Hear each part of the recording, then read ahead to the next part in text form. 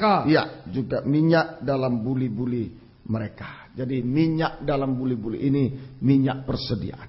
Kalau minyaknya habis juga pelitanya tidak bisa menyala. Ya, harus memiliki minyak persediaan, harus mengalami urapan Roh Kudus, kepenuhan Roh Kudus sampai meluap-luap dalam Roh Kudus. Itu minyak persediaan. Kita mengalami urapan Roh Kudus, kepenuhan Roh Kudus, dan meluap-luap dalam Roh Kudus. Jangan sampai kering. Jangan sampai kering. Ya, ini syarat supaya pelita menyala. Nah, kita baca tadi 5 diantaranya bodoh, 5 bijaksana. Jadi gereja Tuhan, gadis-gadis, aku gereja Tuhan bagaikan 10 gadis yang terpisah menjadi 2 bagian. Gereja Tuhan bagaikan 10 gadis yang terpisah menjadi 2 bagian. Bagian pertama, yang memiliki minyak persediaan. Sama dengan 5 gadis bijaksana. Memiliki minyak persediaan. Sama dengan 5 gadis bijaksana. Pelitanya tetap menyala. Karena ada minyak terus menyala. Sehingga berhasil. Atau dapat menyongsong kedatangan Yesus kedua kali. Dan bahagia bersama Tuhan selamanya. Ini bagian pertama. Gadis yang bijaksana memiliki minyak persediaan. Tapi bagian yang kedua, gadis yang bodoh ini yang tidak memiliki. Bagian kedua yang tidak memiliki minyak persediaan. Sama dengan 5 gadis yang bodoh, pelitanya hampir padam dan tidak bisa menyongsong kedatangan Yesus kedua kali. Ketinggalan saat Yesus datang kedua kali. Berarti kebinasaan. Ini 5 gadis yang bodoh. 5 gadis bodoh. Ya, pelitanya tidak punya minyak lagi. Habis minyaknya, pelitanya hampir padam. Bahkan padam sehingga tidak bisa menyongsong kedatangan Yesus kedua kali. Ketinggalan saat Yesus datang kedua kali. Binasa untuk selamat. Nah, ini yang harus kita jaga. Jangan sampai menjadi 5 gadis yang bodoh. Kita pelajari masih tentang gadis bodoh. Prakteknya apa? Gadis bodoh itu apa? Orang yang kering itu. Tidak punya urapan. Tidak memiliki urapan Roh Kudus. Tidak mengalami kepenuhan. Tidak meluap-luap. Kering bahkan. Dulu pernah kepenuhan. Tapi sekarang kering. Jadi bodoh. Praktek sehari-hari. Gadis yang bodoh kita baca dalam Amsal pasal yang ke-14. Amsal Sulaiman pasal yang ke-14 ayat yang ke-9. Amsal Sulaiman pasal 14 ayat yang ke-9. Orang bodoh mencemoohkan korban tebusan. Orang bodoh mencemoohkan korban tebusan. Nah, ini titik beratnya. Jadi orang bodoh mencemoohkan korban tebusan. Ini praktek sehari-hari gadis bodoh. Kita sudah pelajari menolak salib dan lain. Sekarang orang bodoh itu mencemooh korban penebusan, korban tebusan. Sekarang praktek sehari-hari gadis bodoh mencemooh korban penebusan sama dengan menghina korban penebusan, menghina korban Kristus. Kalau dulu memang perjanjian lama korban penebusan ini lewat binatang-binatang dipersembahkan. Jadi kalau orang berbuat dosa, korbankan binatang untuk mendapat pengampunan. Tapi perjanjian baru sudah digenapkan oleh korban Kristus. Jadi mencemooh korban tebusan sama dengan menghina korban tebusan, menghina korban Kristus. Nah, ini banyak yang tidak sadar.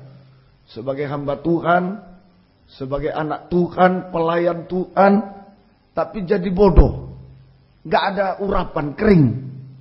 Gak punya minyak persediaan, kering. Prakteknya apa? Menghina korban Kristus. Oh enggak saya nyanyi selalu, kutinggikan salibmu, korbanmu, sampai nangis-nangis. Ya bisa saja. Tapi dalam praktek sehari-hari, ini hati-hati.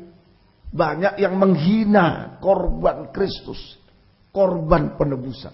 Mari di dalam Ibrani, bukan orang di luar Yesus ini, tapi orang yang sudah di dalam Tuhan, sudah mengecap kebaikan Tuhan, mengecap pengajaran yang benar, mengecap Roh Kudus sudah, tapi bisa menghina korban Kristus. Ini yang harus kita jaga, kita harus hati-hati Sungguh-sungguh menjelang kedatangan Tuhan jangan, saya menghargai korbanku hanya dalam bentuk nyanyian, hanya dalam bentuk perjamuan suci kita bisa menangis, boleh, aku tidak dilarang, boleh, tapi belum sejauh itu menghargai korban. Banyak yang masih menghina korban. Mari, Ibrani pasal yang Ibrani pasal yang ke-6 ayat yang ke-4. Ibrani 6 ayat 4. Ini praktek sehari-hari gadis bodoh, gereja Tuhan yang bodoh, yang kering tanpa urapan, tanpa minyak persediaan, menghina korban Kristus. Mari, Ibrani 6 ayat 4 sampai 6. Mari. Sebab mereka yang pernah diterangi hatinya. Sudah pernah diterangi hatinya. Bukan orang luar, bukan orang tidak percaya Yesus, bukan. Sudah pernah diterangi hatinya. Terus? Yang pernah mengecap karunia surgawi. Mengecap karunia-karunia surgawi, melayani Tuhan. Karunia-karunia Roh Kudus. Terus? Dan yang pernah mendapat bagian dalam Roh Kudus. Ya, ini teruskan. Dan yang mengecap firman yang baik dari Allah. Mengecap firman pengajaran yang benar, sempat mengagung-agungkan. Luar biasa firman dahsyat. Ya. Terus? Dan karunia-karunia dunia yang akan datang. Namun yang murtad lagi. Garis bawah. Murtad. Terus tidak mungkin dibaharui sekali lagi sedemikian. Terus hingga mereka bertobat. Tidak mungkin bertobat lagi. Terus sebab mereka menyalibkan lagi anak Allah bagi diri mereka dan menghinanya di muka umum. Banyak menghina korban Kristus, menyalibkan Yesus kedua kali. Orang yang bukan sembarangan. Orang di luar Yesus, bukan. Orang yang diterangi hatinya, orang yang melayani Tuhan, ada karunia-karunia Roh Kudus, ada sudah mengecap firman pengajaran yang baik, yang benar, bisa bersaksi mungkin, tapi murtad. Jadi ini menghina korban Kristus sama dengan murtad. Menghina korban Kristus itu sama dengan murtad. Apa pengertian murtad? Pengertian murtad. Yang pertama, meninggalkan ajaran yang benar. Sudah tahu ajaran yang benar, pengajaran, ini mantap ini. Meninggalkan ajaran yang benar dan beralih pada ajaran lain, ajaran sesat. Itu murtad. Sudah pernah mengecap ajaran-ajaran yang benar. Terima kasih Tuhan. Tahu-tahu tinggalkan ajaran yang benar dan beralih pada ajaran lain, ajaran sesat. Itu murtad, itu menghina korban Kristus. Mungkin masih menyanyi di atas korban, luar biasa. Tapi dalam pengajaran dia sudah beralih. Yang benar dia tinggalkan, beralih kepada yang lain, yang sesat. Atau juga menyangkal Tuhan. Pengertian kedua, menyangkal Yesus. Tidak percaya kepada Yesus karena pencobaan-pencobaan, karena godaan-godaan. Bisa menyangkal Yesus. Tidak percaya kepada Yesus karena pencobaan-pencobaan. Tidak kuat aku, tinggalkan Tuhan. Atau godaan-godaan, mungkin digoda jodoh, digoda ini. Seperti ini luar biasa. Tapi sudah tinggalkan Tuhan, menyangkal Tuhan. Tidak percaya Yesus. Karena pencobaan-pencobaan, karena godaan-godaan. Ini murtad, ini menghina korban Kristus yang mati di kayu salib. Lagi suatu pengertian dari murtad, gugur. Tadi murtad, menghina korban Kristus sama dengan murtad, sama dengan gugur dari iman.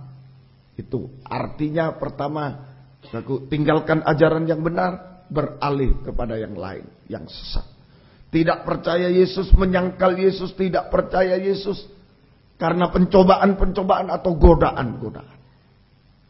Satu lagi, yaitu pengertian murtad dalam 1 Timotius pasal yang kelima. 1 Timotius pasal yang kelima, ayat yang ke 1 Timotius 5 ayat 8. Tetapi seringkali kita kalau istilah murtad, itu orang tidak percaya Yesus, bahaya. Bukan itu saja, tapi sudah di dalam Yesus juga masih sangat riskan, kita harus hati-hati. 1 Timotius 5 ayat 8. Tetapi jika ada seorang yang tidak memeliharakan sanak saudaranya, apalagi seisi rumahnya, orang itu murtad. Dan lebih buruk dari orang yang tidak beriman. Lebih buruk dari orang di luar Yesus. Kita seringkali, kasihan orang di luar Yesus. Yang di dalam Yesus juga hati-hati. Hati-hati.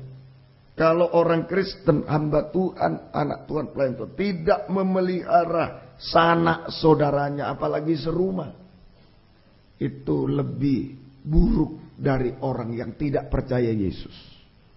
Dia murtad. Ayo perhatikan sekeliling di rumah kita ada siapa, perhatikan. Seisi rumah. Sekalipun tidak serumah, anak-anak perhatikan orang tua. Kalau sudah diberkati, perhatikan orang tua. Jangan lupa. Perhatikan baik-baik. Jadi kalau tidak, lebih buruk dari orang yang tidak beriman, tidak percaya itu masih lebih buruk. Oh, ini sungguh-sungguh. Jangan egois. Perhatikan di rumah siapa di situ. Secara jasmani perhatikan, secara rohani perhatikan juga. Mungkin anak kita belum ke gereja, suami kita, istri, ayo kita berjuang, doakan, jangan acuh, enggak mau. Ya, mungkin ada siapa di rumah kita. Ayo, sungguh-sungguh. Ini orang beriman, memelihara. Orang yang menghargai korban Kristus, dia ingat bahwa dirinya sudah dipelihara oleh korban Kristus. Dia memperhatikan orang-orang seisi rumahnya. Diperhatikan. Ya, terutama anak pada orang tua perhatikan.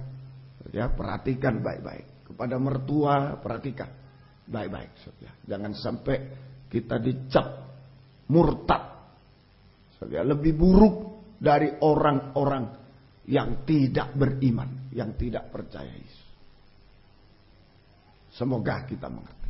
Satu lagi, satu pengertian murtad ini, menghina korban Kristus sama dengan murtad. Korban Kristus itu terutama untuk menyelamatkan kita dari dosa. Jadi orang murtad itu menghina korban Kristus adalah orang yang sengaja berbuat dosa. Sengaja berbuat dosa. Ini puncaknya. Sengaja berbuat dosa. Sengaja berbuat dosa. Atau hidup dalam dosa. Sudah tahu ini dosa, sengaja berbuat dosa. Sengaja berbuat dosa. Hati-hati, istilah sengaja ini hati-hati. Sengaja ini sudah tahu. Hidup dalam dosa itu. Sudah tahu ini dosa tapi dia bertahan terus. Lain kalau tidak sengaja. Lain kalau tidak sengaja. Kalau tidak sengaja itu namanya jatuh dalam dosa. Berbuat, waduh, baru tahu aku tidak boleh ini. Waduh. Nah, tapi perbaiki bukan waduh, tapi tetap ya itu sengaja akhirnya. Kalau jatuh dalam dosa cukup satu kali. Begitu berbuat, aduh salah saya. Selesaikan. Tinggalkan dosa, selesai. Tapi kalau pertahankan dosa sudah tahu, oh iya ini dosa. Tapi ya sudahlah. Kadung itu apa? Terlanjur. Ya sudahlah terus. Ini sengaja.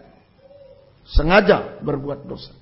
Hidup dalam dosa. Ini menghina korban. Ini kebodohan. Kebodohan betul. Kebodohan. Ya, hati-hati. Sengaja berbuat dosa. Hidup dalam dosa. Atau menyetujui dosa. Jangan ikut-ikut dalam dosa. Sama itu. Di dalam surat Roma pasal 1. Ayo kita baca. Roma 1. Ayat yang ke-32. Roma 1 ayat 3. Jangan ikut-ikut dosa. Jangan ikut-ikut. Jangan setuju apapun. Jangan setuju. Ini mari Roma 1 ayat 32. Apapun yang harus kita hadapi. Jangan sengaja berbuat dosa. Jangan hidup dalam dosa. Jangan menyetujui dosa. Jangan. Ayat 32. Sebab walaupun mereka mengetahui tuntutan hukum Allah. Firman Tuhan tahu. Pernah diterangi. Hatinya mengecap firman pengajaran yang baik. Terus. Yaitu bahwa setiap orang yang melakukan hal-hal demikian. Patut dihukum mati. Patut dihukum mati. Terus. Mereka bukan saja melakukannya sendiri. Ada yang double. Sudah melakukan sendiri. Terus. Tetapi mereka juga setuju dengan mereka yang melakukan. Ayo setuju. Tidak apa-apa. Sudah melakukan ngajak orang lain. Tidak apa-apa. Setuju. Wah bahaya. Bahaya.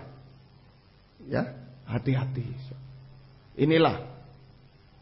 Seringkali kita terkecoh, merasa menghargai korban Kristus. Tapi hanya sebatas mulut.